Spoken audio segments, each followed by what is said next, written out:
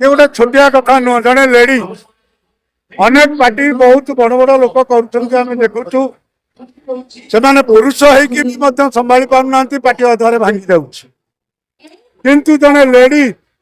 एते बड़ गोटे अनुष्ठान ओडिशा मार्केट रे तैयारी करबा छोटिया कथा नुह टेंशन हवा स्वाभाविक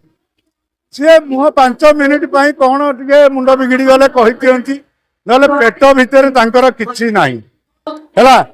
तापर पुणी भाई अमक चमक गोड़िया मिचा गोटे मालिकानिया जो जाहिर करवा पाखु एपर्यंत आम पाइनु सी आम पाखे जड़े भौणी भली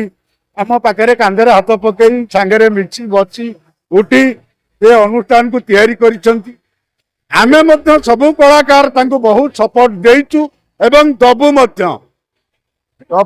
सबु कलाकार सपोर्ट दबु कारण जड़े जिते 150 परिवार कथा चिंता करिछि से टेंशन हवा स्वाभाविक केते कौन पार्टिसिपेट फ्लिप कर जाए ता भितर भी अनेक स्नेह ममता भल पाइबा एते तांको भितर अछि